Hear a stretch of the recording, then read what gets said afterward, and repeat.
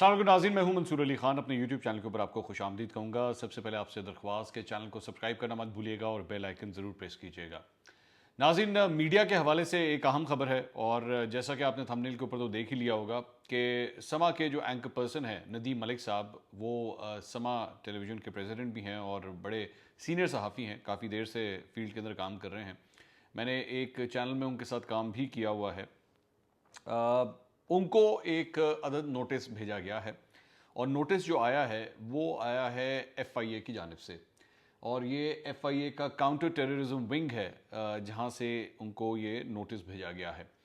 अच्छा, मैं इस नोटिस के ऊपर बाद में आता हूं। सबसे इंपॉर्टेंट बात तो ज़ाहिर बात है, आप ये जानना चाहेंगे कि इनको नोटिस क्यों भेजा गया है। तो वजह इसकी ये है कि इन्होंने एक अदद प्रोग्राम किया था और प्रोग्राम किया था 28 अप्रैल को, जिसके अंदर अपनी जो ओपनिंग थी उस प्रोग्राम की, उसके अंदर उन्होंने एक ऐसी बात कही थी जिसकी वजह से उनको ये नोटिस भेजा गया है। अच्छा, वो बात क्या थी, ज़रा मैं आपको वो पढ़ के सुना देता हूँ ताकि आपको ज़रा आइडिया हो जाए कि मामला संगीन कितना है और ये हो क्या रहा है। उन्होंने अपनी इस ओपनिंग के अंदर, जो तकरीबन 1 मिनट और 16 सेकंड की ओपनिंग थी, उसके अंदर उन्होंने ये कहा कि जज अरशद मलिक, अल्लाह उनकी मग़फ़िरत फरमाए, उनके ऊपर एफआईए की टीम इन्वेस्टिगेशन वगैरह इस प्रोसेस के अंदर कर रही थी। मुझे कुछ अरसा पहले उनमें से एक शख्स, सीनियर आदमी थे, उनसे मिलने का मौका मिला। वो 2 लोग थे, बल्कि उनसे उनसे मिलने का मौका मिला। उन्होंने मुझे मज़े की एक बात बताई। मैं पूरी तरह तफसील ऑन एयर तो नहीं बता सकता कि इसमें कुछ हमारे बड़े ताकतवर इदारों के 1 या 2 लोगों के नाम भी आते थे। मैं पूरी कहानी यहाँ नहीं बता सकता, लेकिन इस कहानी को मैं सामने रखूँ तो इससे ये तासुर मिलता है कि एक वीडियो थी 20 साल पुरानी। जज अरशद मलिक, दूसरी पार्टी जिसका नाम मैं नहीं ले रहा, मेरे ख्याल में बहुत सारे लोग अंडरस्टैंड कर सकते हैं, उनके हाथ में 20 साल पुरानी वीडियो आ गई और वो वीडियो काबिल एतराज़ थी। और इस काबिल एतराज़ वीडियो 20 साल पहले जब वो मुल्तान के अंदर पोस्टेड थे उस वक्त रिकॉर्ड किया गया था। इसमें उनके साथ कोई और शख्स भी मौजूद थे। जज साहब को तलब किया गया। कॉन्स्टिट्यूशन एवेन्यू में एक जगह के ऊपर उनको ये बताया गया कि ये वीडियो आई है। अब देखो, अगर तो सीधे हाथ इस केस का फैसला करते हो तो ठीक है, नहीं तो फिर ये वीडियो मंजर आम पर आ जाएंगी। इनको यकीन दहानी कराई कि तुम फैसला करो तो तुम्हारा काम हो जाएगा। जज अरशद मलिक ने फैसला सुना दिया, नवाज शरीफ की नाअहली हो गई। ये मुझे वो बातें उन्होंने सुनाई, वो मैं आपको सुना रहा हूं। सच और झूठ का वजन इन दोनों पर है। अब ये सारी जो गुफ्तगू थी जो उन्होंने अपने प्रोग्राम में की, दोबारा ज़हन में रखिएगा 28 अप्रैल का ये प्रोग्राम है, उसके अंदर उन्होंने ये गुफ्तगू की जिसकी वजह से काउंटर टेररिज्म विंग जो है, जो एफआईए का विंग है, उन्होंने इनको ये नोटिस भेजा है। अच्छा, अब जरा 1 मिनट के लिए उस नोटिस के ऊपर आ जाइए, बड़ी इंटरेस्टिंग उसके अंदर डेवलपमेंट है। ये नोटिस इनको 2 जुलाई को भेजा गया है और इस नोटिस के ऊपर लिखा हुआ है कि जी, notice for attendance US 160 CrPC in case FIR number 24/2019, यानी कोई 2019 का केस है जिसके अंदर नदीम मलिक साहब को बुलाया गया है।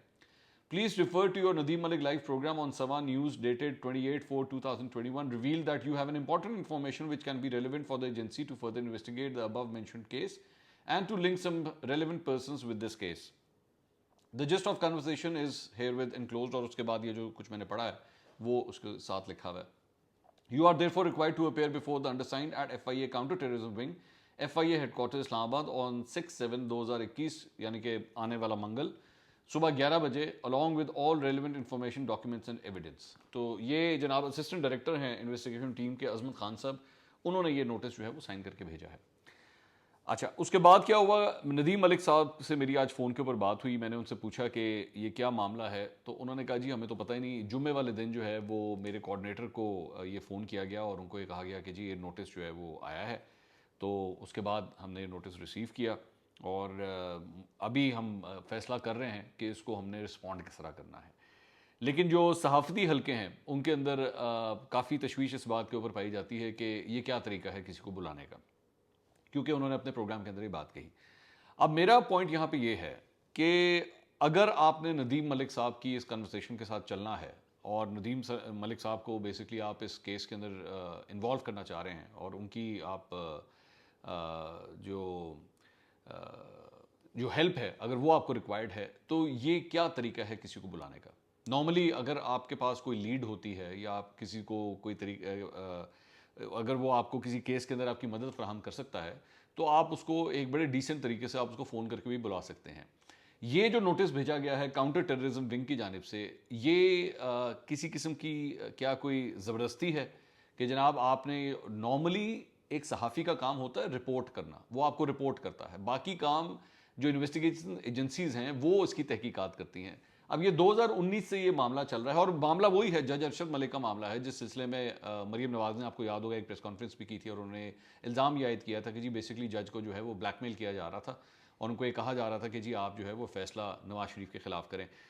ये ज़बान ज़द आम चीज़ है, ये सहाफ़ती हलकों के अंदर बड़ी आम सी बात है कि ये सब कुछ हुआ है। उसमें नदीम मलिक साहब जो हैं वो इसके अंदर क्या कोई नई चीज़ आपको बता रहे हैं? उन्होंने सिर्फ ये कहा कि हाँ जी मैं एक जगह बैठा हुआ था, वहाँ पे कुछ बड़े ताकतवर लोग थे, उन्होंने भी मुझे यही बात कही है, उन्होंने तो आपको ये बताया है। और दूसरी बात ये कि उसके बाद जो इन्वेस्टिगेशन हुई है वो इन्वेस्टिगेशन अब तक कहाँ पहुंची है? 2 साल में अभी तक क्या आप लोगों ने इन्वेस्टिगेशन की है? जज अरशद मलिक तो खैर अब इस दुनिया में भी नहीं रहे। और दूसरी बात ये, अगर इसको ब्रॉडर एस्पेक्ट के अंदर अगर आके इस मामले को अगर देखा जाए तो नदीम मलिक साहब जो हैं वो पहले एंकर नहीं हैं जिनके साथ जो बेसिकली ये हो रहा है। अभी पिछले दिनों हामिद मीर साहब के साथ जो कुछ हुआ वो अभी तक वापस ऑफ एयर ही हैं, ऑन एयर अभी तक आ नहीं सके। मामला फिर सहाफ़ियों के हवाले से, मामला अगर असद तूर का आए तो असद तूर के हवाले के ऊपर जो हमला हुआ उस हमले की सीसीटीवी फुटेज मौजूद है, वो सब कुछ मौजूद है। इनके जो वो चापलूसी करने वाले जो यूट्यूबर्स हैं वो बैठ के हर जगह ये बोलने लगे थे, नहीं जनाब ये तो यूँ पकड़े जाने हैं, तो ये इसका मामला है। तो वही वो जो लड़की के भाई वाला वो जो फॉर्मूला है जो हर जगह ये हर सहाफ़ी जिसके साथ ये ज़्यादती होती है उसके ऊपर ये टिका देते हैं। तो उनमें से कईयों ने तो बल्कि यहाँ पे भी कह दिया जी बस ये गिरफ्तारी होगी तो गिरफ्तार कर लिया तो पकड़ा गया तो ये है तो वो है, और जनाब हमें तो पता है वो बंदा पहले भी आता रहा है। इस तरह की कई बातें की गई। किधर है वो तहकीकात? क्या पता लगा कि उसके ऊपर किसने अटैक किया था? आप उसके बाद ये मतलब इस तरह की और बड़े इंस्टेंसेस हैं, सिर्फ ये नहीं है, और बड़े सहाफ़ियों के ऊपर। और मैं इसमें सिंध के अंदर भी शामिल करूँगा। सिंध के अंदर सहाफ़ियों के साथ जो कुछ हो रहा है, कौन उनका पुरसाने हाल है? दूसरी बात ये कि ये जो प्रोसेस इस वक्त हम देख रहे हैं सारे मामले के अंदर, अभी पंजाब के अंदर जो है वो एक जो बिल जो पेश किया गया उसमें मुस्लिम लीग नून को भी नहीं पता माशाल्लाह से। मतलब वो, मैं अज़मा बुखारी साहबा की एक प्रेस कॉन्फ्रेंस हो रहा था, उन्होंने कहा हमें पता नहीं लगा कि इस किस्म का एक बिल आ गया।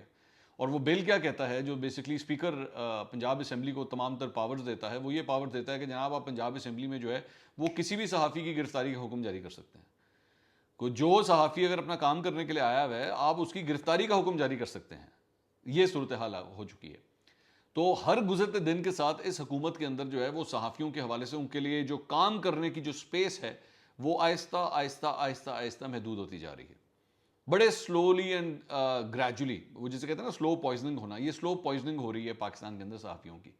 या तो वो काम करने में उनको मुश्किल होगी, या उनको मारा जाएगा, या उनको उठा के ले जाया जाएगा। आप जो इतने बड़े फन्ने खान बनते हैं जो ये कहते हैं कि जी हम सहाफ़त के अलमदार हैं, ये जो चंद लोग जो हैं जो हुकूमती साइड से बैठ के उनका नरेटिव बेचते हैं, सवाल नहीं करते आप कि जनाब मतीउल्लाह जान को कौन उठा के लेकर गया था?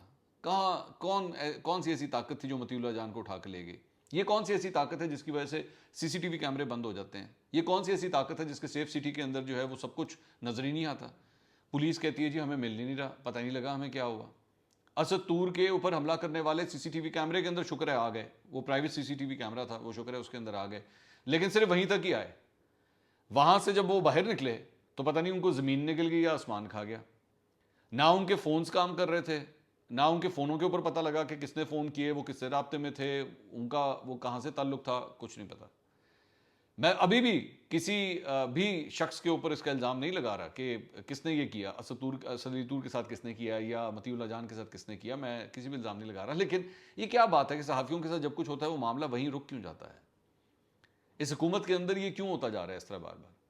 और नदीम मलिक साहब को ये जो नोटिस भेजने वाली बात है, एक दफ़ा मैंने पहले भी अपने एक व्लॉग में जिक्र किया था, मुझे भी इस तरह एक पैमरा का नोटिस आया था। वो पैमरा का था, खैर वो इनके काउंटर टेररिज्म विंग की तरफ से तो नहीं था, वो पैमरा की तरफ से था। और बिला वजह की एक वो अपनी ही वो बनाई हुई एक शिकायत जो है वो डाल के तो उसमें उन्होंने हमें नोटिस भेज दिया। तो मैं पहुंच गया था उनके दफ्तर, मैं कहा जी बताएं मुझे प्रूफ करें कहाँ पे वायलेशन हुई है।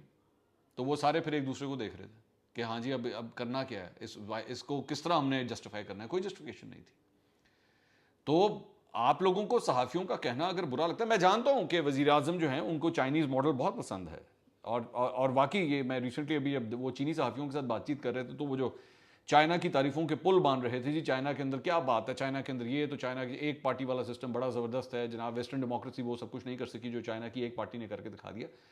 चाइना के अंदर सहाफ़ियों के साथ जो कुछ हो रहा है या जिस तरह वहाँ पे सहाफ़त चल रही है, अगर तो आपको वैसी सहाफ़त चाहिए तो आप वैसे खुल के बोलें, आप वैसे साफ साफ कहें कि जनाब चाहे चैनल नंबर 1 हो, चाहे चैनल नंबर 2 हो, 3 हो, 4 हो, 5 हो, 6 हो, 7 हो, 8, 9, 10 जितने भी चैनल हो, वो बोली सिर्फ एक ही बोले जो हम चाहते हैं, वो सिर्फ वही कहें, वो वही बात करें जो हम चाहते हैं।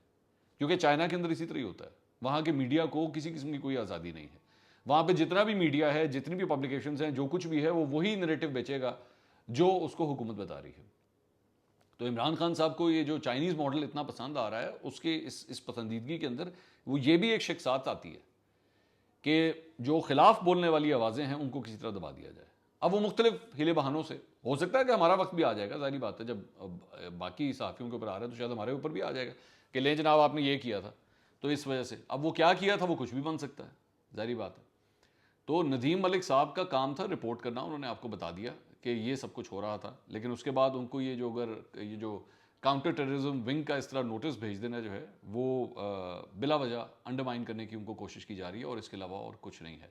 और ये सिलसिला मुझे लग रहा है कि यहाँ पे रुकेगा नहीं, क्योंकि मैं, जाहिर बात है, हम इस मीडिया की फील्ड से ताल्लुक़ रखते हैं और बाकी लोगों से भी जब हमारी बात होती है तो यही पता लगता है कि मामला सिर्फ यहाँ नहीं रुकेगा, लगता है इस तरह के मामला जो है या आहिस्ता आहिस्ता मज़ीद बढ़ता जाएगा।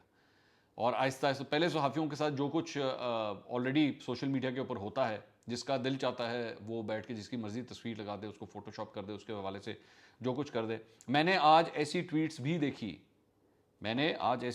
देखी जिसमें नदीम मलिक साहब की फैमिली को हिट किया गया था, सिर्फ इस नोटिस के बाद।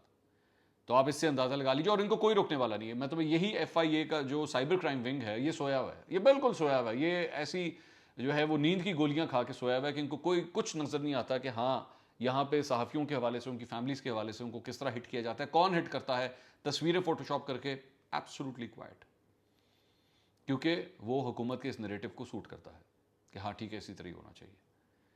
तो आप कर लें, आप ये भी करके देख लें, क्योंकि इससे पहले और भी बड़े यहाँ पे आए हैं, बड़े बड़े हुक्मरान आए हैं जिन्होंने बार बार ये कोशिश की है। तो आप ये ट्राई भी करके देख लीजिए। अगर इससे आपकी हुकूमत का वक्त थोड़ा सा बढ़ जाता है तो ये भी ट्राई करके देख लें, कोई मसला नहीं। लेकिन जेहन में रखिएगा, ये कुर्सी कभी भी किसी की नहीं रही, किसी की भी नहीं है।